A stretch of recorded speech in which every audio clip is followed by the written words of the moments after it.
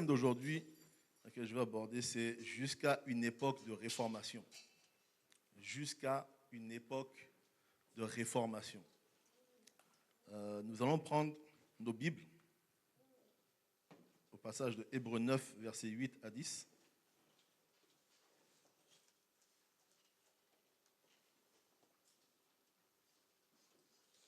Le passage nous dit ceci.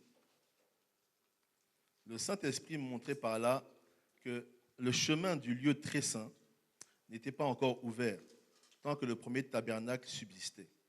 C'est une figure pour le temps actuel, où l'on présente des offrandes et des sacrifices qui ne peuvent rendre parfait, sous le rapport de la conscience, celui qui rend ce culte et qui, avec les aliments, les boissons et les diverses ablutions, étaient des ordonnances charnelles imposées seulement jusqu'à une époque de réformation.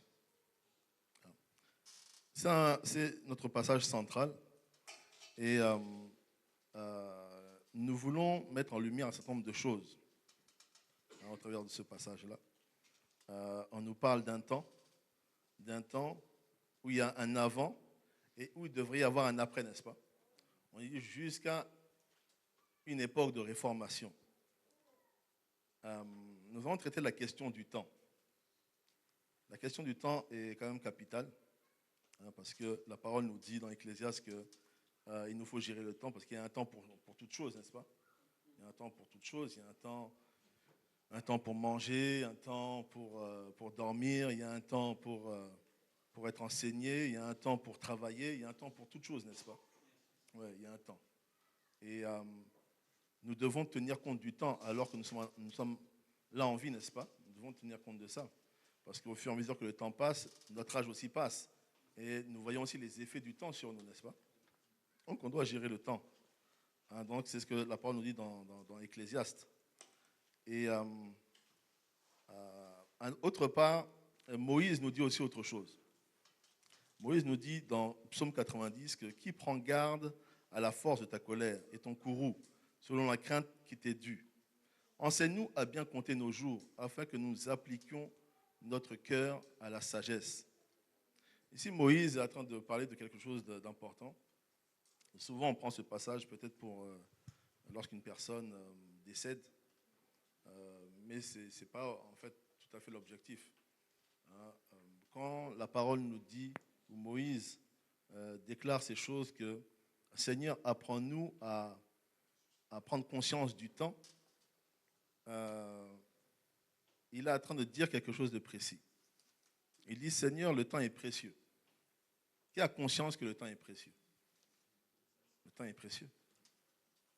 Et souvent, on ne s'en rend pas compte. On passe nos journées, nos semaines passent sans que nous puissions réellement nous arrêter dessus, vous voyez. Le temps passe. Et des fois, on souhaite même que le temps passe très vite. C'est-à-dire que dans notre inconscience, on n'est pas conscient que nous sommes en train de nous précipiter quelque part qui n'est pas approprié. Vous voyez ça un peu? Donc on veut que le temps passe. Oh, de toute façon, ça va passer vite. Mais pourquoi ça doit passer vite? Parce que tu dois prendre le temps de faire ce que tu as à faire. Parce que le temps est précieux, n'est-ce pas? Le temps est précieux. Et souvent, on prend pas, on ne réalise pas que ce temps-là que nous devons prendre est précieux. Le temps pour dormir est précieux, vous savez ça? Oui. Aujourd'hui, il y a beaucoup de gens qui dorment mal. Parce qu'ils ne tiennent pas compte du fait que le temps pour dormir est précieux. Et ça fait qu'ils vieillissent peut-être plus vite. Ou ils ont peut-être plus de maladies, plus de choses. Donc le temps qu'on prend pour dormir est précieux. Le temps aussi qu'on prend pour manger est aussi précieux. C'est-à-dire que tu ne peux pas manger trop vite. Mais tu ne peux pas aussi manger trop lentement. Il faut avoir une certaine cadence. Tu ne peux pas aussi trop manger. Tu dois maintenant gérer le temps qu'il t'est donné comme il faut, de manière appropriée, n'est-ce pas? Donc le temps est précieux. Ouais, c'est ce que Moïse est en train de dire. Il dit que Seigneur, tu m'as donné la vie. Et la vie que tu me donnes, j'ai l'impression que ça passe trop vite. Et j'ai l'impression que je n'ai pas le temps de faire ce que je dois faire pour toi. Alors enseigne-moi à compter mes jours. Donne-moi de connaître les mystères du temps pour que je puisse m'adonner à la sagesse. Pour que je puisse utiliser ce temps-là comme un temps de qualité. Vous voyez ça un peu? Vivre des temps de qualité, c'est important. souvent, on gaspille le temps. On ne vit pas des moments de qualité. Et le temps passe jusqu'au jour où tu te rends compte que tu ne peux plus rien faire. Pourquoi? Parce qu'il y a des choses qu'on peut changer dans la vie, vous savez. Mais il y a des choses qu'on ne peut plus rien changer. Il y a des choses auxquelles on ne peut plus rien faire. C'est fini. On appelle ça le passé. On appelle ça le passé. Le passé, tu ne peux plus rien faire. C'est-à-dire que tu ne peux pas revenir en arrière pour changer quelque chose. Il ne te reste plus que tes yeux pour pleurer. Il ne te reste plus que des regrets ou de la joie éventuellement, parce que tu as peut-être bien géré ton temps. Vous voyez ça un peu? Donc, je pense que Moïse est en train de nous exhorter à gérer le temps. Il est en train de nous dire que le temps est précieux. Le temps est précieux. Le temps que tu passes avec ta femme, si tu es un homme, si tu es marié, c'est un temps précieux. Le temps que tu passes avec tes enfants est un temps précieux. Le temps que tu passes dans l'adoration, dans la prière, dans l'étude de la parole est un temps précieux. Le temps que tu passes au travail est un temps précieux. Le temps que tu passes à construire des relations est précieux. Le temps que tu passes à faire des efforts pour atteindre des niveaux de maturité est précieux. Vous voyez ça un peu? Le temps est précieux. Et Moïse, du haut de son expérience et de son vécu, est en train de nous dire que gérer le temps. Ne croyez pas que le temps vous est acquis. Ne croyez pas que ça y est, donc, tu peux faire ce que tu veux, tu as tout le temps pour vivre. Non, c'est faux. C'est faux. On n'a pas tout le temps pour vivre. Vous savez ça? On n'a pas tout le temps. Non, non, non. Et on subit quelquefois les effets du temps. Hein? Je pense que si on est sincère avec nous-mêmes, pour ceux qui ont déjà, qui gagnent en âge, on va dire, vous connaissez les effets du temps. Hein? Oui. Et les effets du temps parfois coûtent cher même. N'est-ce pas? Oui. Oui, oui. J'aurais voulu avoir 20 ans de moins en parlant ici. J'aurais voulu. Ça aurait été formidable et génial, n'est-ce pas? Mais ce n'est pas le cas. Ça ne veut pas dire que je n'ai pas géré mon temps. Mais ça veut dire que je vois que le temps est passé, n'est-ce pas? Oui. Je pense que la personne qui doit rattraper son train le matin, peut-être lorsqu'elle était jeune, elle tapait un sprint et elle arrivait à avoir son bus tranquillement, rapidement, en avance même, le temps même d'acheter même un ticket. Vous voyez ça? Donc tu cours, tu arrives, tu montes dans le train, dans le train ou dans le bus, dans ton transport, et il n'y a pas de souci. Mais des années plus tard, tu t'aperçois que tu fais la même course. L'arrêt de bus n'a pas changé, il est resté au même endroit. Ça n'a pas bougé. Les défis sont les mêmes. Même le chauffeur est resté le même. Le chauffeur t'attendait même en avance. Mais il sait que tu es en train de courir. Mais c'est pas possible, il va arriver quand? Non, il commence même à regarder la montre, c'est-à-dire que son temps est... tu commences à gaspiller mon temps. Et lorsqu'il ne te voit pas arriver, il ferme la porte, il part. Toi, tu arrives. Donc, tu sens les effets du temps. Tu sens que ton souffle est coupé. Tu n'arrives plus à respirer. Tu es en nage. C'est-à-dire que ça coule de partout. C'est compliqué. Tu cherches un mouchoir, tu n'as plus, parce qu'avant, tu n'avais pas besoin. Mais maintenant, tu t'aperçois que non, mais j'ai besoin d'un mouchoir maintenant. Vous voyez ça un peu? Et tu arrives, tu as raté ton bus. Tu es en nage, tu es par terre. Et tu te rends compte que non, le temps est passé. Le temps est passé. Vous voyez ça un peu? Oui. Et ça, c'est la réalité.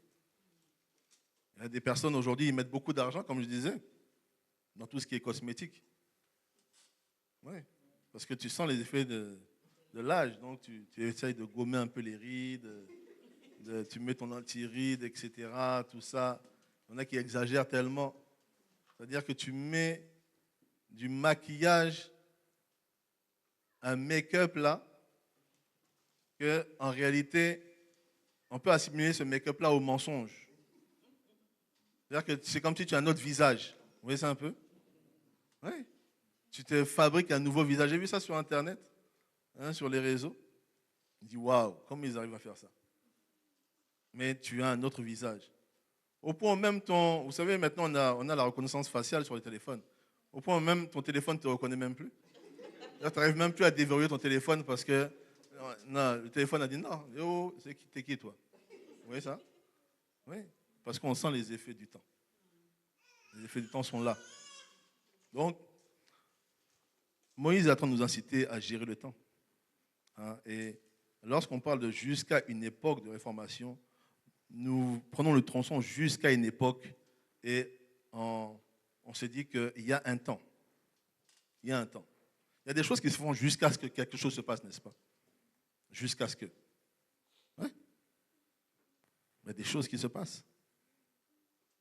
Dans le passage, on dit qu'il y avait des choses qui se faisaient jusqu'à ce que ça change, jusqu'à ce qu'il y ait une mutation, jusqu'à ce qu'il y ait une transition. Et peut-être que ça te concerne aujourd'hui. Peut-être qu'il y a des choses qui se passent dans ta vie jusqu'à ce que. Vous voyez ça un peu? Jusqu'à ce que. Jusqu'à ce que. Ouais.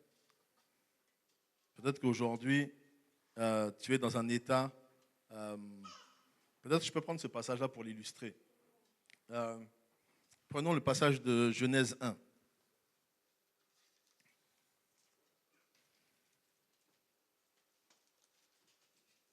Dans Genèse 1, à partir du premier verset, la parole nous dit, au commencement, Dieu créa les cieux et la terre. On nous dit, la terre était informe et vide, et il y avait des ténèbres à la surface des abîmes. Et l'Esprit de Dieu se mouvait au-dessus des eaux. Et Dieu dit que la lumière soit, et la lumière fut. Dans ce passage, on voit que la terre a été créée, Dieu a fait sa création, mais tout de suite après la création, un verset vient nous dire qu'il y a quelque chose qui s'est passé. Vous voyez ça un peu? Quelque chose de néfaste, de négatif, quelque chose qui est venu altérer la création, qui est venu changer la réalité. Et on nous dit que les ténèbres couvraient la surface de la terre. Et ça couvrait la surface de la terre jusqu'à ce que quelque chose se passe. Et ici, j'aimerais assimiler ce que nous vivons éventuellement aux ténèbres. Vous voyez ça un peu? Les ténèbres. Et on se dit, bon, les ténèbres, quand on parle de ténèbres, qu'est-ce qu'on voit de manière générale? On voit du noir, on voit quelque chose d'obscur, vous voyez, on voit les choses négatives, n'est-ce pas? Oui. Comme quoi? Les ténèbres. Si je dois vous dire, qu'est-ce que les ténèbres pour vous? Si on dit qu'une personne vit des moments de ténèbres, qu'est-ce que ça signifie pour vous? Qu'est-ce que ça vous dit? Qu'est-ce qui... Oui, tristesse, désolation, oui. Tristesse, désolation. Pardon? Les difficultés. Oui, les difficultés. Ce sont des moments de ténèbres, ça. Quoi d'autre? Pardon? Maladie. Oui. J'ai l'impression qu'on a du mal, comme si les ténèbres, c'est difficile à définir quand même. C'est bien. C'est bien qu'au ciel, on se soit vraiment éloigné des ténèbres comme ça. C'est vraiment le ciel. C'est intéressant. Hein? Oui, oui. Qu'est-ce que les ténèbres encore?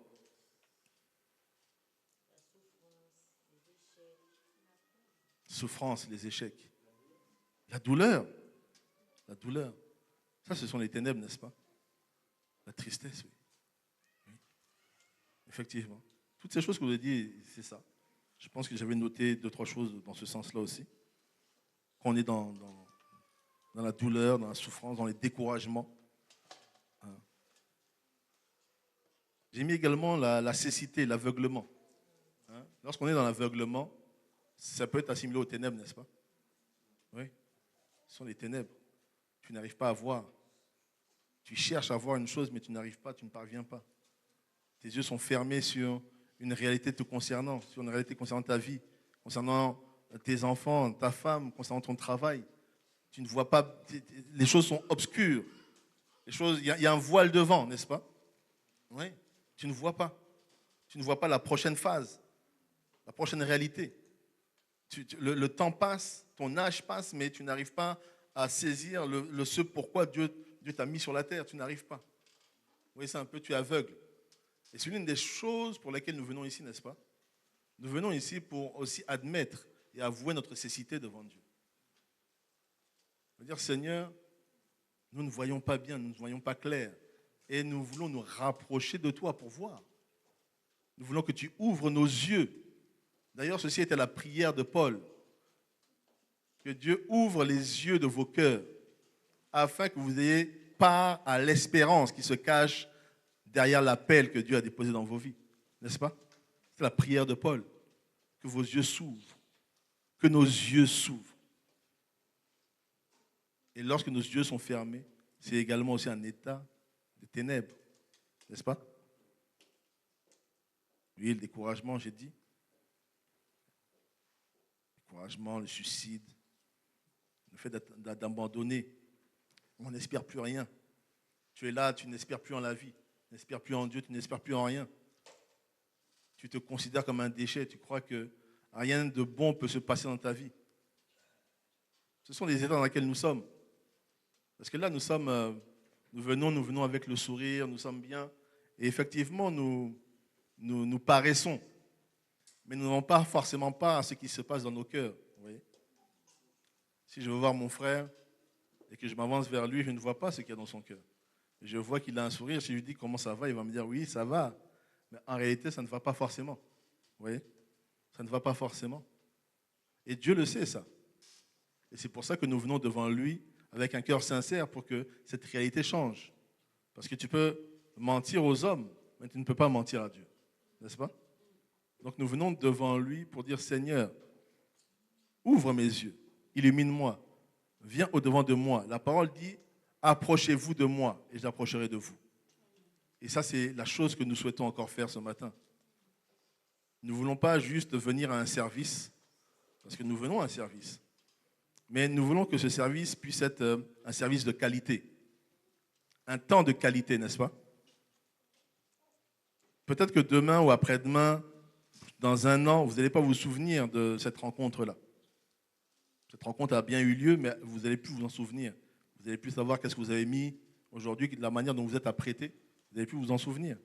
Ce que vous avez peut-être fait le matin, etc., vous n'allez plus vous en souvenir. Mais il y a des choses qui restent, vous voyez. Lorsqu'on touche Dieu et qu'on découvre une chose, ces choses-là restent. Et c'est ce que nous voulons qu'il se passe encore aujourd'hui dans nos cœurs. Peu importe le nombre de mots que tu vas retenir, peu importe si tu as oublié le titre ou pas, ce n'est pas ça qui est important. Ce qui est important, c'est ce que tu t'apprêtes à expérimenter avec Dieu. Amen.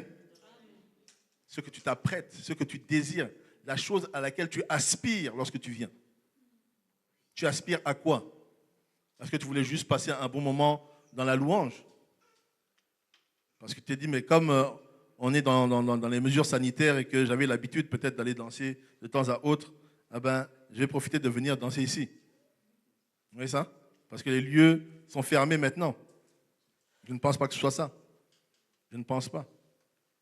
Il dit que non, je veux juste chanter. Oh non, je veux juste me donner bonne conscience. Non, je ne pense pas.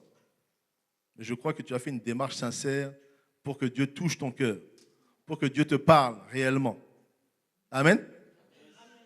C'est le but pour lequel nous sommes là. Écoutez, on va essayer de parler un peu de ce mot-là qu'on appelle réforme. Définir une réforme de Dieu. Définir une réforme de Dieu.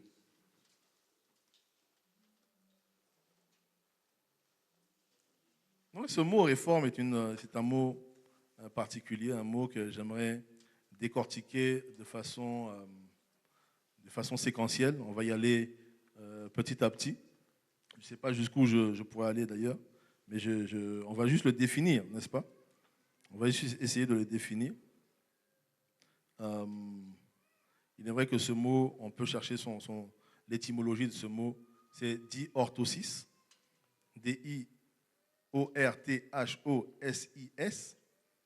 diorthosis. C'est un mot grec qui signifie un certain nombre de choses. Et au lieu de donner une définition directe, on va essayer de prendre un certain nombre de modèles pour essayer de comprendre qu'est-ce que Dieu a cherché à vouloir nous dire au travers de ce mot réforme. J'aimerais dire qu'une réforme, n'est pas le résultat de, de ma décision, d'une décision que je veux faire. C'est pas je me lève un matin, je dis ok, bon, c'est bon, maintenant je vais tout réformer, c'est bon, hein, j'en ai marre. Je veux que cette chose-là change.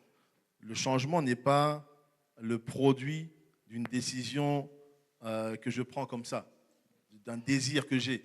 J'ai le désir de changer, je change. Je parle d'un changement en Dieu. Hein, bien sûr, quand on prend la décision de changer quelque chose, on change, n'est-ce pas? Hein, je veux changer mon mode alimentaire, je le change. Je veux changer quelques habitudes, je peux les changer. Je peux procéder à certains changements dans ma vie, n'est-ce pas? Mais ici, le changement dont je parle ici fait référence à une réforme de Dieu. Lorsque Dieu initie une réforme dans ta vie. Ici, vous savez que l'Église prend plusieurs formes. L'Église a une forme globale. L'Église a également une forme locale, n'est-ce pas? Comme là, nous sommes au ciel, c'est une forme locale, n'est-ce pas?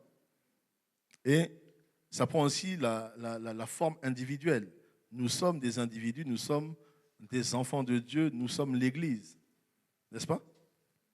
Donc j'aimerais m'adresser à nous, à l'individu, à l'Église individu, l'Église que toi tu es, et dire que Dieu cherche à emmener une réforme dans ton cœur. Amen.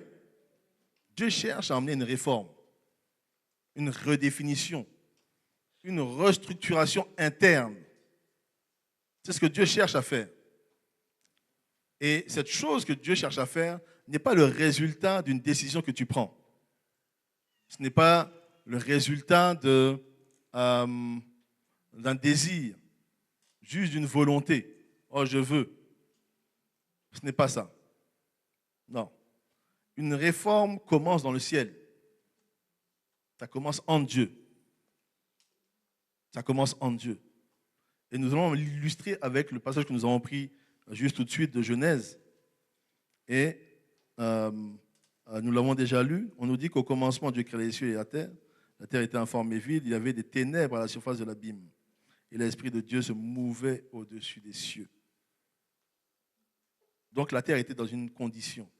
La terre était dans un état. Tel que nous sommes aujourd'hui, nous sommes dans un état précis.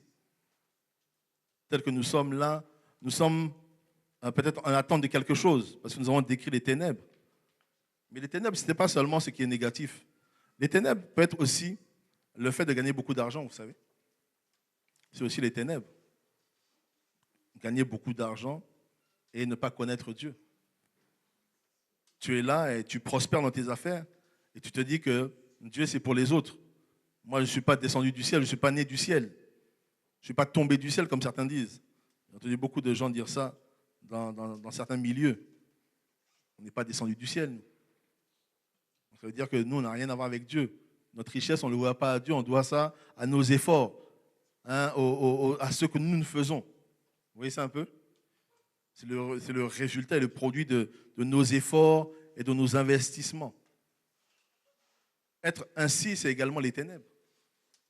Le fait d'être une personne qui ne fait pas de mal.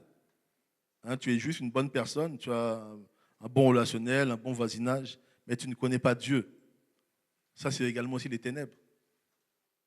Les ténèbres, ce n'est pas juste les problèmes. Vous voyez ça un peu? Parce qu'on pense que non, nous vraiment on est dans les ténèbres parce qu'on n'a pas l'argent. On est dans la pauvreté. On est dans la souffrance. On est dans ceci, on est dans cela. Les ténèbres n'est pas juste ça. Et en réalité, même la souffrance ne veut pas forcément dire que tu es dans les ténèbres en réalité. Mais tu peux être dans la souffrance et dans les ténèbres. Mais tu peux être aussi dans la souffrance et en Dieu. Tu peux être dans les problèmes, mais aussi en Dieu. Oui. Donc tout ne symbolise pas les ténèbres. Mais ici, on nous dit que la terre était couverte de ténèbres. Et prenez ici la terre comme étant nos vies à nous. La terre, c'est nous. Amen. C'est nous la terre. Si tu remplaces la terre par toi, tu remplaces le mot par ton nom, tu vas t'apercevoir que c'est toi qui étais couvert des ténèbres, n'est-ce pas? On te dit que tu es couvert de ténèbres jusqu'à ce que quelque chose se passe. Ici au verset 3, Dieu dit que la lumière soit et la lumière fut. Dieu vit que la lumière était bonne et Dieu sépara la lumière d'avec les ténèbres. Ici, il se passe quelque chose d'important. de puissant. Ici, Dieu vient parce qu'il constate ton état. Tu es dans les ténèbres. Mais il y a quand même cet esprit qui est là en toi et qui cherche à ce que tu émerges, à ce que toi, tu puisses maintenant sortir de cet état-là, n'est-ce pas? Parce qu'on nous dit que le Saint-Esprit était là. Le Saint-Esprit est là. Et ce passage-là du verset 2 décrit correctement ce que nous sommes. Pas nous en tant que des croyants, en tant que des chrétiens, mais chaque individu. Chaque personne sur la terre est dotée de ce qu'on appelle la conscience de l'immortalité. Nous sommes dotés de cela. Le Saint-Esprit est en nous, mais il n'est pas activé. Il est là, il cherche une activation. Est-ce que vous voyez ça un peu? Notre état, nous sommes comme dans les ténèbres. Mais Dieu cherche à changer cette réalité. C'est la raison pour laquelle nous sommes là. C'est la raison pour laquelle nous enseignons. C'est la raison pour laquelle nous venons chaque dimanche pour écouter la parole de Dieu. Pour chanter, pour danser, pour louer. Parce que nous voulons que le Saint-Esprit qui est en nous puisse nous conduire, comme il a promis, dans toute la vérité nous concernant. Donc ça, c'était l'état de la terre. La terre était informe et vide et couverte des ténèbres. Et ça ressemble éventuellement à ce que nous pouvons être. Informe et vide. Qu'est-ce que informe et vide? Informe et vide ne veut pas dire que tu as échoué. Ne veut pas dire que tu es que tu es vraiment une loque, que tu es comme un clochard. Non. Informe et vide veut dire que tu n'as pas la forme que Dieu attend de toi. C'est ce que ça veut dire. C'est-à-dire que lorsque Dieu te regarde, tu n'as pas la forme que lui l'attendait. Cette forme-là que lui a préconçue dans son esprit. Cette chose qui a existé avant les temps. Mais tu es peut-être devenu un grand médecin. Tu es peut-être devenu une grande personne, quelqu'un de réputé. Peut-être tu t'es lancé en politique et tu es devenu président. Vous voyez ça un peu? Ça ne veut pas dire que tu es arrivé nulle part dans la vie, que tu collectionnes les échecs. Non. Ça veut dire que tu n'es pas arrivé, tu n'es pas parvenu à accéder à la pensée de Dieu. Lorsqu'on regarde le monde dans lequel on vit et qu'on nous dit que le monde est couvert des ténèbres, des fois, on n'arrive pas à réaliser. Parce qu'on se dit, mais quand même, le monde est couvert des ténèbres, mais regardez un peu les buildings que nous avons. Vous voyez ça un peu? On a des buildings, on a des monuments, il y a de la richesse qui sort tous les jours. On a du mal à réaliser que le monde est sous les ténèbres. On a du mal à réaliser et ça fait que nous sommes plus en train d'aspirer aux choses que nous voyons plutôt qu'aux choses que Dieu attend. Oui, tu peux être là, croyant, né de nouveau, parlant en langue, mais tu aspires à ce que les païens font. Païen ne veut pas dire que non, c'est une mauvaise personne. Païen veut dire qu'il ne connaît pas Dieu. Vous voyez ça un peu? Tu envies ceux qui ne connaissent pas Dieu. Tu es là, tu le regardes, tu dis waouh, waouh. Toi, tu es là avec ta pauvre voiture, lui, il est là avec sa 4x4. Et il te dit qu'en fait, j'en ai 4 autres à la maison. Et toi, tu te dis waouh, il n'a pas Dieu, mais quand même. Vous voyez ça un peu? Il est béni. Parce que nous assimilons la bénédiction au matériel. Toi, tu es là, tu es inscrit au Pôle emploi, mais lui, il a la tête de 3 buildings. Tu as du mal à te dire qu'il n'a pas Dieu. Si tu dois l'évangéliser, tu vas te dire, wow, bon, qu'est-ce que je veux dire? C'est comme s'il a déjà tout. Vous voyez ça un peu? Le fait qu'il ait déjà la richesse, c'est comme s'il a tout. Il n'a plus besoin de quoi que ce soit. Donc certaines déclarations que les païens font peuvent être vraies pour nous. Ils disent que nous ne sommes pas descendus du ciel. Et nous, lorsqu'on les regarde, on se dit, mais en fait, effectivement, ils n'ont pas besoin de Dieu. Ils n'ont pas besoin. Pourquoi on se dit ça? C'est parce que nous ne connaissons pas Dieu. Amen.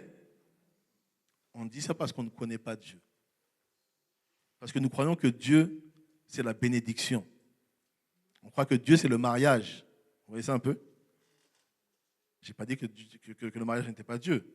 J'ai dit que nous croyons que c'est ça. Dieu égale mariage. Je souhaite que les gens se marient. Effectivement, aujourd'hui, je pense que le pasteur Cyril, le pasteur Laurence ne sont pas là parce qu'il y a un mariage à célébrer, n'est-ce pas? Oui. Donc nous croyons au mariage. Le mariage est important. C'est vraiment une chose importante. Mais Dieu n'est pas égal mariage. Dieu n'est pas égal richesse matérielle. Dieu n'est pas là pour régler nos problèmes. Mais ce que Dieu cherche à faire, c'est qu'on puisse connaître sa pensée. Dans Jean 17, il nous dit ceci. Or, la vie éternelle, c'est qu'ils te connaissent, toi, le seul vrai Dieu. Tout le monde voit ça? C'est qu'ils te connaissent, toi, le seul vrai Dieu. C'est qu'ils te connaissent, toi. Pas qu'ils connaissent ta richesse, qu'ils connaissent l'abondance, la prospérité. Est-ce que tout le monde voit ça? Bien que la prospérité, l'abondance et la richesse n'est pas quelque chose de négatif. Ce n'est pas quelque chose que Dieu combat. Je souhaite voir des enfants de Dieu être riches. Oui, la richesse n'est pas un péché. Oui, la richesse n'est pas un péché. Mais l'excès est un péché. Le fait de ne pas comprendre la volonté de Dieu est un péché. Est-ce que tout le monde me comprend? Je suis en train de nuancer pour pas que vous puissiez dire que non, en tout cas, il a dit que non, on doit être pauvre aujourd'hui. Hein, on doit vivre, on doit croupir dans la misère. C'est la manière dont nous devons servir Dieu aujourd'hui. Non, ce n'est pas vrai. Ce n'est pas vrai. Tout le monde voit ça? Nous sommes en train de définir les ténèbres. Qu'est-ce que les ténèbres exactement? Tu ne peux pas regarder ton prochain et juste envier ce qu'il a et croire que ça c'est Dieu. Parce que Dieu a dit qu'il a un plan pour chacun d'entre nous. Le plan qu'il a pour moi, ce n'est pas le même qu'il a pour toi. Mais les deux convergent vers lui. Est-ce que tout le monde voit ça? Et lorsqu'on se regarde avec un œil trop envieux. On a envie de ce que l'autre est, de ce que l'autre a, sans se soucier, sans se poser la question, mais en fait, qu'est-ce que Dieu a pour moi? Qu'est-ce qu'il a réservé? Quelles sont les disponibilités qu'il y a en esprit pour moi? Et non pas pour mon frère seulement. Parce que lorsque je regarde avec envie et jalousie mon frère, je suis aussi en train de déclarer des mauvaises choses dans sa vie. Est-ce que tout le monde voit ça? Oui. Je regarde sa réussite et je suis déçu. Je suis en colère que Dieu ait fait ça dans sa vie. Je suis dans l'état de Caïn. Est-ce que vous voyez ça un peu? Caïn et Abel. Tout le monde se souvient de cette histoire-là, n'est-ce pas? Hein, on n'a plus besoin de revenir dessus. Mais Caïn a laissé quelque chose monter dans son cœur. Caïn a laissé la jalousie, l'envie. Il a laissé quelque chose de négatif monter en lui et pervertir sa vue de son frère. Et lorsqu'on lit cette histoire, on se dit que Caïn, franchement, c'est n'importe quoi. Est-ce que vous voyez ça un peu? On a tendance à condamner souvent on a tendance à condamner les gens qui sont dans la Bible, n'est-ce pas? On dit, mais c'est comme si c'était toi, tu aurais négocié ça autrement. Vous voyez ça un peu? Tout le monde voit ça? Oui. Je pense que des fois on lit, on dit, mais non, mais c'est à cause de lui. On est en train d'accuser aussi. Hein? C'est à cause de lui si on en est là. Hein? Adam, franchement. Et toi, Ève. Hein? C'est comme si nous avions été là. Ah non, ce ne serait pas passé comme ça. J'aurais été là. On dit, toi, Satan, sors d'ici, toi. Mais non, tu ne me parles pas. C'est ça que tu aurais dit. C'est ça, hein, on croit. On se met dans la peau d'Adam et Ève. On se dit, mais ça aurait été nous, ça aurait été mon couple. Ah non, on l'aurait envoyé balader. Ah non. Le péché, la chute, ça ne nous concerne pas. Vous voyez ça un peu? Parce qu'on n'a pas conscience que ce sont des choses qui nous arrivent. Et souvent, on se dit que ça arrive aux autres. Mais laisse-moi te dire aujourd'hui que ça t'arrive à toi. Ça t'arrive à toi. Dieu cherche à te parler. Dieu cherche à dire à ton cœur que ne sois pas envieux. Ne jalouse pas ton frère parce qu'en le faisant, tu es en train d'attirer la malédiction dans sa vie. Tout le monde voit ça? Tu es en train de combattre sa réussite. Juste parce que toi, tu n'es pas en train d'accéder au plan de Dieu pour ta vie. Juste parce que tu n'es pas en train de te réaliser. Juste parce que tes yeux ne sont pas ouverts sur toi et ta destinée. Alors toi, tu veux combattre toute forme de développement dans la vie d'autrui. Et ça, c'est l'iniquité. Ça, c'est le péché, ça. Le problème, ce n'est pas les autres, mais c'est toi. Quelque part dans la parole, on nous dit que ne regarde pas la paille dans l'œil de ton frère, mais regarde plutôt la poutre qui est dans ton œil, n'est-ce pas? J'aime bien cette déclaration-là et souvent, j'aime à croire que lorsqu'on dit qu'on voit une paille dans l'œil de son frère, c'est que nous avons déjà la poutre dans notre œil, parce que la poutre réduit notre champ de vision au point que la poutre dans l'œil du frère devient une paille. Vous voyez ça un peu? Donc lorsque tu regardes, toi, tu as une grosse poutre dans ton œil et tu vois que la poutre d'autrui est une paille. Mais lui aussi a une poutre aussi. Et lorsque vous regardez l'un l'autre, vous voyez des pailles pendant que vous avez des grosses poutres dans les yeux.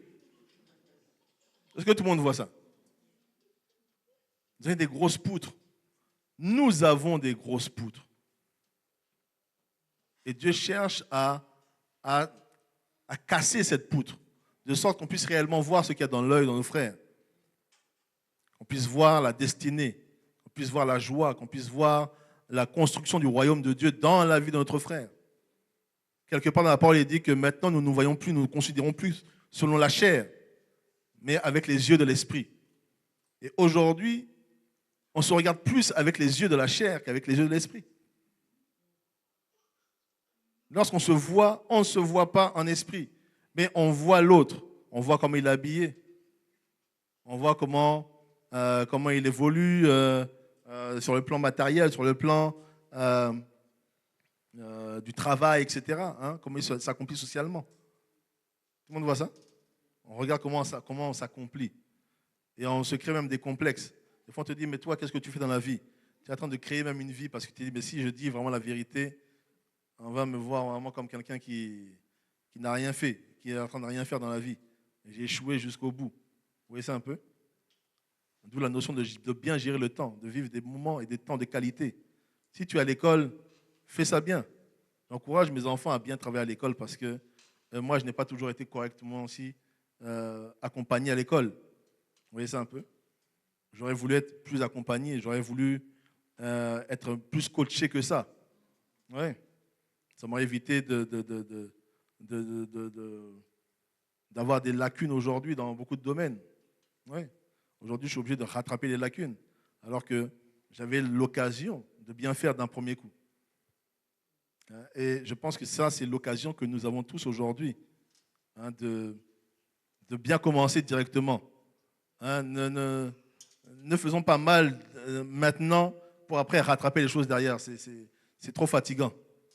Hein, c'est trop fatigant. Donc, encouragez vos enfants, pour ceux qui sont à l'école, pour ceux qui sont au collège, au lycée, peu importe où ils sont. Encouragez-les à bien se concentrer à l'école. Parce qu'on a besoin de bons étudiants. La société a besoin d'eux. Et Dieu a besoin d'eux pour influencer la société. Tout le monde voit ça? Donc, encouragez vos enfants à aller à l'école, à bien travailler, à se concentrer, à faire de grandes études, à ne pas se limiter. Mais donnez-leur également des armes pour combattre contre les traits enflammés de l'ennemi. Parce que c'est à l'école que notre personnalité aussi se dessine.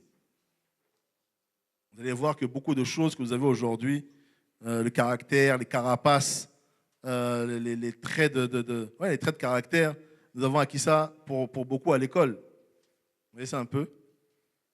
Hein, même le langage, tout un tas de choses, nous avons acquis ça à l'école. Donc c'est important aussi de prier pour nos enfants, mais également aussi de les équiper pour que le monde dans lequel ils évoluent ne les définisse pas. La parole dit quelque part, ne vous conformez pas au siècle présent. Ne vous conformez pas. Et aujourd'hui, j'aimerais vous dire que nous ne voulons pas nous conformer. Nous voulons aller chercher la pensée de Dieu pour nous, pour nos familles, pour nos enfants. Nous voulons aller chercher Dieu. Et quelqu'un a fait ça. Quelqu'un a fait ça et je pense qu'on va aller le rejoindre là-bas. Attendez.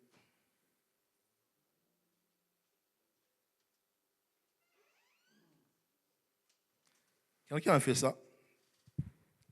Il s'appelle Job. Il s'appelle Job. J'avais prévu de vous donner quelques points, mais je vais donner ça pêle-mêle comme ça. s'appelle Job. Et dans ce point-là, je l'avais intitulé « Une réforme de Dieu est une place de transaction divine ». C'est ce que j'avais mis. Qu'une réforme de Dieu est une place de transaction divine.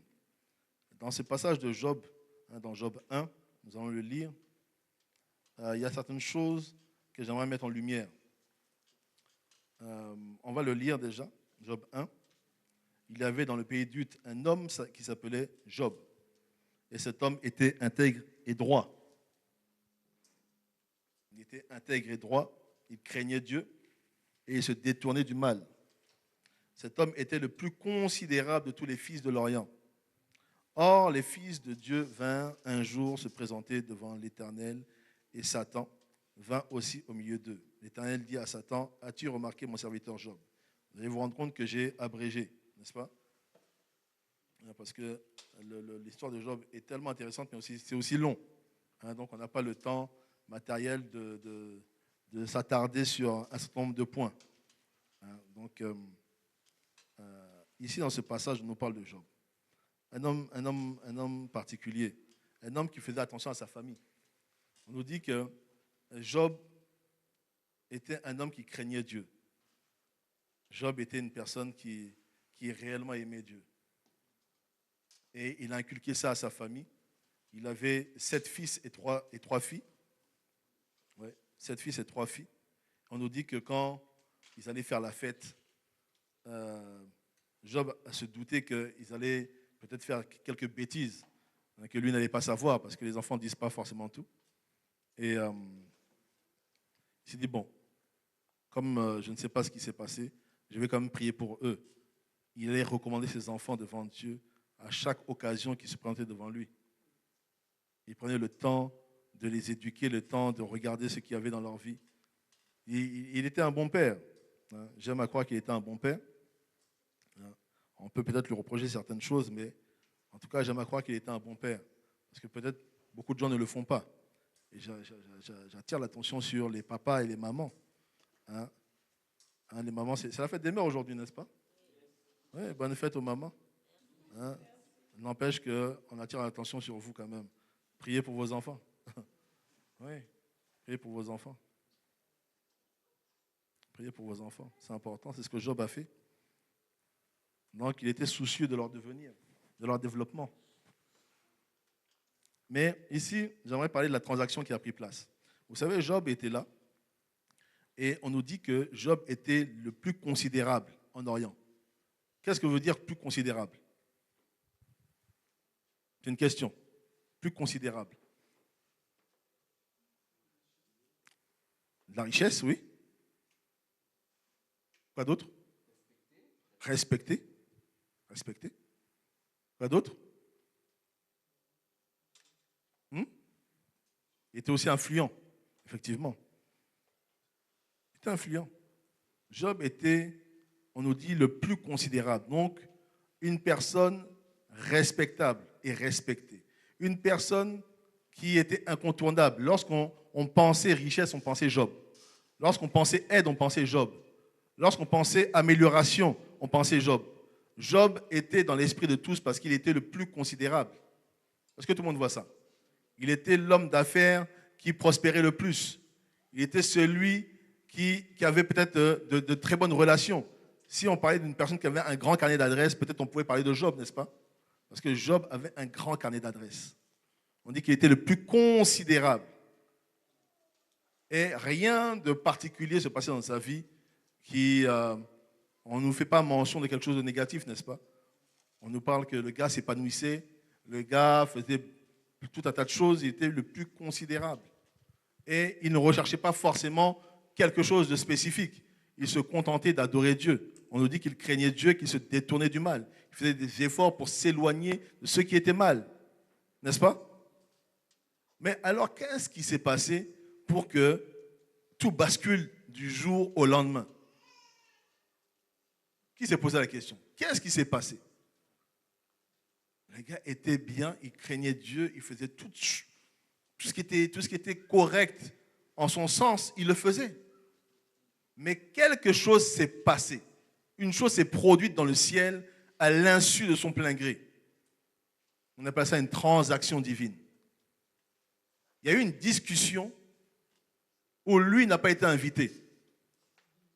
Une discussion entre Dieu et le diable, n'est-ce pas? Une discussion importante concernant sa vie.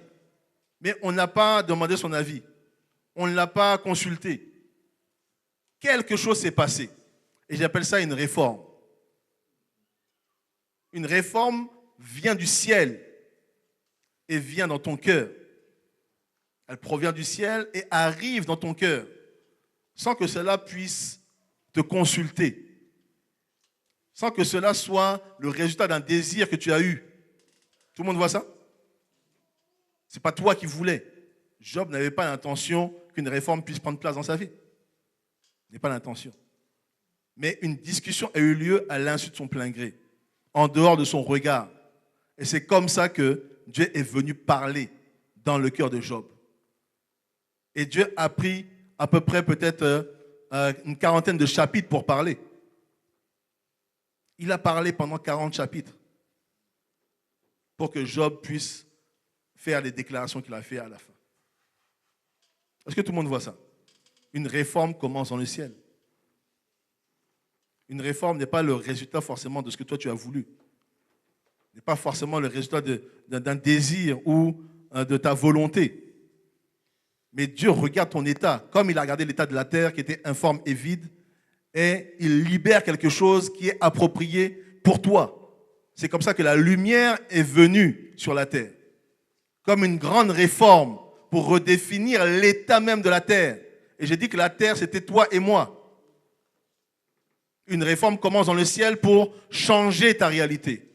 Une réforme commence dans le ciel pour changer ta perspective, pour changer ta pensée, ta mentalité, tes habitudes, pour changer ta direction. Dieu t'attend à un endroit, mais toi tu n'y es pas. Et tu es loin de le voir. Et Dieu vient au travers d'une réforme interne pour t'emmener jusqu'à lui. Dans le passage qui nous conte le périple des enfants d'Israël dans les déserts, on nous dit ceci, que Dieu les a fait sortir du pays d'Égypte sur des ailes d'aigle. Tout le monde se souvient de ça? Sur des ailes d'aigle. Mais je dirais que ceux qui l'ont vécu diraient à la personne qui a dit ça que, en fait, j'aimerais corriger certaines choses. Il ne nous a pas portés sur des ailes d'aigle. Moi, j'ai souffert. Moi. J'ai vraiment galéré pour sortir du pays d'Égypte. Non, il ne nous a pas pris, on a volé, on n'a pas fait ça. Vous voyez ça un peu? Sur des ailes d'aigle? Non. Non. C'était dur. J'ai vomi, tout mon corps s'est liquéfié. C'était compliqué. Est-ce que tout le monde voit ça? Sur des ailes d'aigle. C'est ce que Dieu cherche à faire. Il cherche à nous porter sur des ailes d'aigle. Mais sauf que dans la manière de le ressentir, on ne le ressent pas comme ça. Dieu nous approcher de lui, et quand on analyse la manière de faire, on dit, mais quand même, c'est tendancieux. Quand même, il aurait pu s'y prendre autrement, quand même. Vous voyez ça un peu? Il aurait pu faire, je ne sais pas, vous savez, des fois, on a envie d'aider Dieu. Hein. Ouais. On a envie de l'aider. On dit, mais c'est-à-dire, quand même, tu as mal réfléchi ici, quand même. Franchement, je t'aurais conseillé, moi, de faire ça plutôt comme ça. Hein, et comme ça, et comme ça. Vous voyez ça un peu? C'est comme Moïse. Lorsqu'on nous parle de Moïse, Moïse a dû s'enfuir dans le désert pendant 40 ans. On s'est dit, mais non, mais Seigneur, en fait, il était déjà au pouvoir. Pourquoi tu n'as pas permis qu'il puisse juste rester au pouvoir? Et là, il était plus approprié pour changer la condition de ton peuple. C'était magnifique. On a envie de corriger Dieu, n'est-ce pas? Mais en réalité, on ne peut pas le corriger parce qu'il est Dieu. Et il voit ce que nous ne voyons pas. Il comprend ce que nous ne comprenons pas. Et parfois, il y a beaucoup de dichotomies à l'intérieur de nous, beaucoup d'antagonisme, beaucoup d'opposition par rapport à la méthodologie de Dieu. Comme si Dieu ne procède pas bien. Quand tu regardes ta condition, tu dis que non, Dieu ne procède pas bien. Que Dieu aurait pu faire ci, Dieu aurait pu faire ça. Pourquoi il a permis ceci et pourquoi il a permis cela? Tu te dis que Dieu aurait pu faire autrement quand même. Il aurait pu faire autrement. Mais tu n'es pas Dieu. Et tu n'es pas celui qui doit le juger. Tu n'es pas celui qui doit comprendre son approche pour le corriger. Et c'est ce que Job a voulu faire. Job était un bon gars, une bonne personne, un bon croyant. Mais ici, nous voyons qu'une réforme a eu lieu. Une grande réforme a eu lieu dans sa vie. Et nous allons essayer de peut-être décortiquer ça. Ça vient toujours, voilà.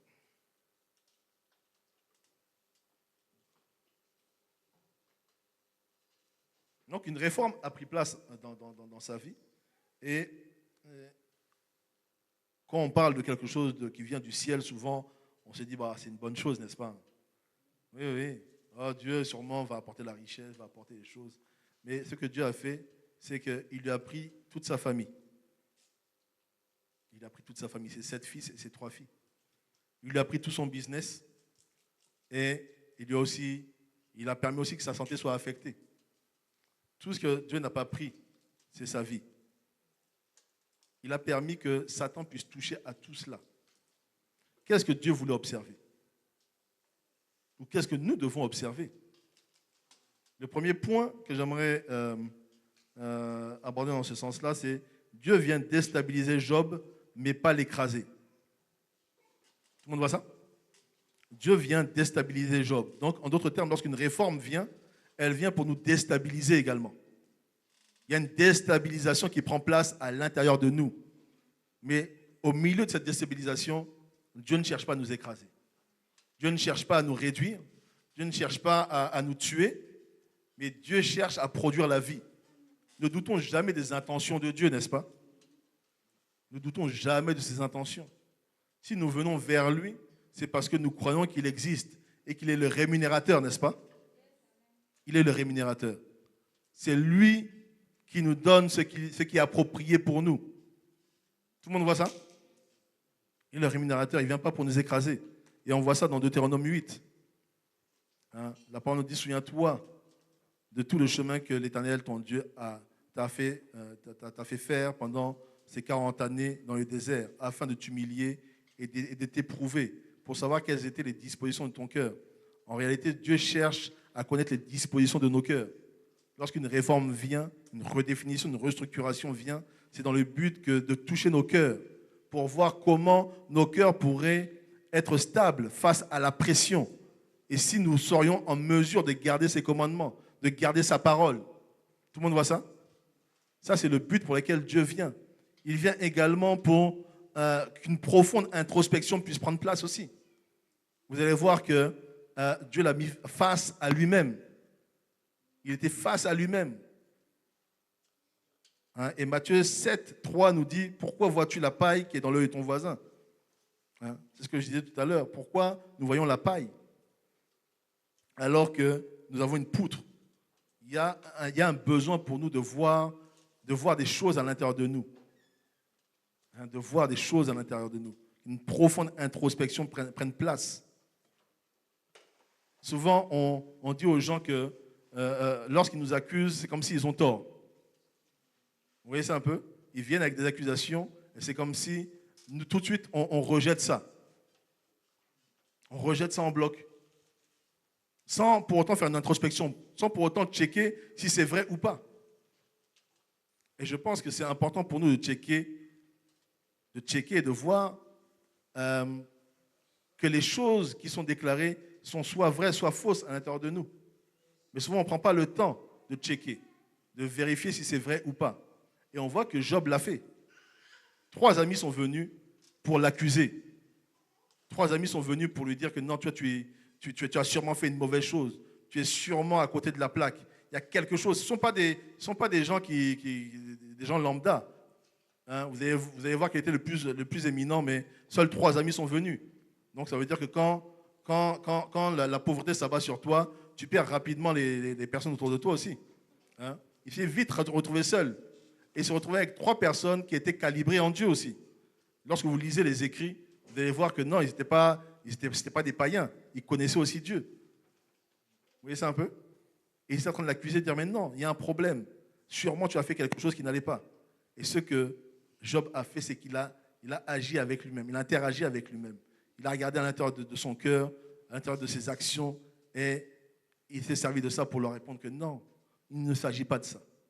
Donc une introspection profonde doit prendre place dans un temps de réforme. Vous voyez ça un peu? Beaucoup de choses doivent prendre place. Beaucoup de choses, beaucoup d'éléments sont nécessaires pour qu'une réforme prenne place dans le cœur d'une personne. Il y a encore plusieurs points que j'aimerais aborder, mais j'ai peur que le temps qui m'est attribué soit déjà arrivé à sa fin. Mais j'aimerais simplement te dire que Dieu veut initier une réforme dans ton cœur.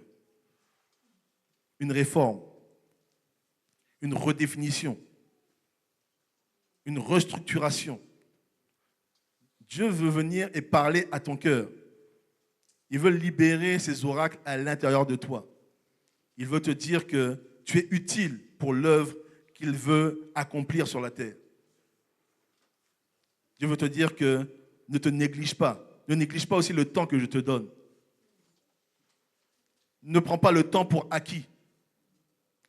Mais sache que le temps que je te donne, tu peux l'utiliser pour comprendre ma sagesse, pour interagir avec moi, pour que ta réalité puisse changer.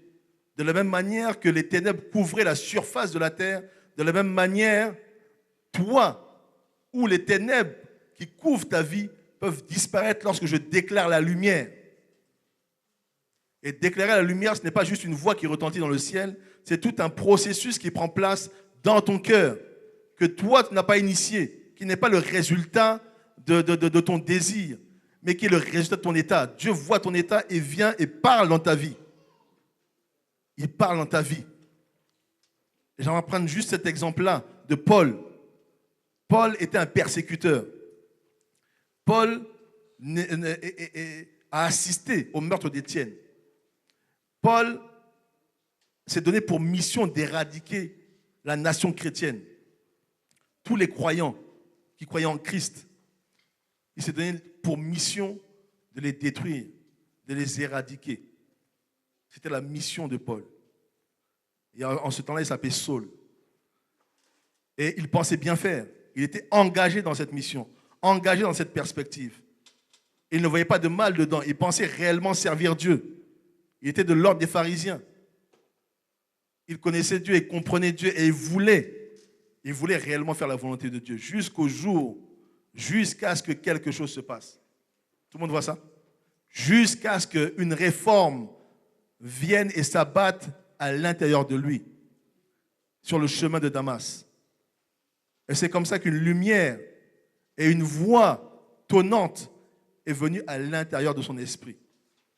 Et Dieu lui a dit, c'est moi que tu persécutes. Tout le monde voit ça? C'est moi que tu persécutes. Il n'avait pas prémédité ce moment-là. Il n'avait pas projeté ça. Il n'avait pas un désir profond de devenir chrétien. Non. Mais Dieu a regardé son état. Dieu a regardé son cœur et il a regardé à son plan. Et il est venu toucher son cœur. Et vous savez quelle était la réaction de Paul? La réaction de Paul a été celle-ci. Seigneur, que veux-tu que je fasse? Que veux-tu que je fasse? Une réforme commence par une dimension de repentance profonde. Que veux-tu que je fasse? Il n'a pas commencé à accuser, il n'a pas commencé à dire que non, ça c'est le diable. Non, c'est ceci, c'est cela. Non. Seigneur, que veux-tu que je fasse? Il était dans une position de repentance. La repentance n'est pas juste dire pardon à Dieu. Non, ce n'est pas ça la repentance. Ça en fait partie. Mais la repentance, c'est... comment décrire ça? C'est regarder à Dieu et à son plan et dire que je suis d'accord avec ton plan. Est-ce que tout le monde voit ça? C'est ça la repentance. La repentance, c'est regarder à ce que Dieu est en train de faire et dire, Seigneur, je veux participer à cela. Que veux-tu que je fasse? Que veux-tu que je fasse? Et c'est la question que Dieu nous pose aujourd'hui. C'est l'expérience que Dieu cherche à faire plutôt et la réponse que Dieu attend de nous. Que veux-tu que je fasse? C'est la question qui doit sortir de nous. Seigneur, que veux-tu que je fasse? Sers-toi de moi. Prends-moi pour que quelque chose se passe. Non pas que je puisse continuer ma vie et ma routine comme j'ai toujours fait. Non pas que je puisse mal gérer le temps, mais que le temps soit un temps qualitatif qui me serve à te servir et à faire ce qu'il y a dans ta pensée. Amen. Est-ce qu'on peut juste lever la main là où nous sommes, que ce soit ici dans la salle, que ce soit ailleurs, si tu es devant ton écran, peu importe. Père, nous te bénissons. Père, nous célébrons ton nom pour ce que tu es en train de faire dans le cœur de chacun d'entre nous, Seigneur. Tu es en train d'initier une réforme profonde. Une voix s'échappe du ciel pour arriver sur nous, dans le ciel, sur nous, dans nos vies, dans nos cœurs. Et nous te bénissons, Seigneur, pour cette voix qui tonne à l'intérieur de nous. Cette voix qui a le pouvoir de nous redéfinir, qui a le pouvoir, Seigneur, de nous restructurer, qui a le pouvoir d'enlever la cécité et l'aveuglement, qui a le pouvoir, ô grand Dieu, d'enlever les obstacles, qui a le pouvoir, ô grand Dieu, d'effacer, Seigneur, tout ce que la chair peut apprécier, tout ce que la chair, Seigneur, nous pousse à faire et à être, et à nous approcher de toi, ô grand Dieu. Ta parole nous dit ceci: approchez-vous de moi et j'approcherai de vous. Elle nous dit ailleurs, Seigneur, qu'il faut que ceux qui s'approchent de toi croient que tu existes et que tu es le rémunérateur, ô grand Dieu. Aujourd'hui, Seigneur, nos cœurs s'approchent. Nos cœurs, Seigneur, se mettent devant ton trône, ô grand Dieu. Cet endroit où toi, tu gouvernes, où tu diriges, où ton autorité est incontestable, ô grand Dieu. Nos cœurs s'approchent de toi, Seigneur. Dans la simplicité, dans la sincérité, Seigneur. Nous nous mettons à nu, ô grand Dieu, devant toi. Nous sommes à nu. Dans cet endroit, ô grand Dieu, nos diplômes ne comptent pas. Dans cet endroit, Seigneur, nos emplois, notre niveau social, notre race, tout ce que nous sommes, Seigneur, ne compte pas, ô grand Dieu. À part ce que toi tu vois, ô grand Dieu. Père, nous te bénissons et nous célébrons ton nom, Seigneur. Comme jamais nous l'avons fait jusqu'ici, Seigneur. Pas par nos voix, pas par nos cris, Seigneur, mais par l'aspiration de nos cœurs, Seigneur. Nous aspirons à toi. Nous aspirons à une expérience profonde qui redéfinisse la nature de notre existence sur la terre. Qui mette une cause à l'intérieur de nous afin que ta volonté soit faite, afin que ta volonté soit visible. Tu as dit, Seigneur, au travers d'Ésaïe, qu'il arrivera un jour où ta maison sera élevée au-dessus des montagnes et que les nations vont y affluer. Nous voulons être des participants de cette déclaration, Seigneur. Nous voulons être ces personnes, Seigneur, en qui un processus a commencé et qui avons atteint, Seigneur, un niveau de repos. Parce que le repos, ce n'est pas se reposer, Seigneur, mais c'est atteindre un niveau de maturité qui nous permet de confronter la vie, de confronter toute situation au grand Dieu. Alors initie cette réforme pour nous conduire dans ton repos, Seigneur. Dans ton repos. Tu as dit qu'il y a un repos pour chaque enfant de Dieu. Tu as déclaré au grand Dieu: venez à moi, vous qui êtes chargés, et je vous donnerai le repos. Seigneur, c'est les choses auxquelles nous aspirons. C'est le but pour lequel nous nous déplaçons. C'est la raison pour laquelle nous avons pris un temps, ô grand Dieu, pour t'écouter. Nous avons pris un temps, Seigneur, pour méditer. Tu as dégagé de l'énergie afin que cette information sorte du ciel et arrive dans nos cœurs. Alors nous te bénissons et nous célébrons ton nom, Seigneur. Nous te bénissons, ô grand Dieu, nous et nos familles, nous et toute notre maison, Le ciel t'adore aujourd'hui, Seigneur. Le ciel te bénit. Le ciel fait une déclaration puissante dans le monde de l'esprit pour dire initie une réforme dans nos cœurs afin que nous voyions, Seigneur, afin que nous voyions tes bienfaits, tes hauts faits, et qu'un peuple qui ne te connaît pas, Seigneur, puisse voir de loin ta dimension, qui puisse voir de loin, Seigneur, ce que toi tu es, qui puisse dire que certainement ça c'est la maison de Dieu. Oh Père, nous te bénissons, nous te glorifions, ô grand Dieu, reconnaissons ta grandeur et ta seigneurie. C'est ainsi que nous disons Amen. Amen.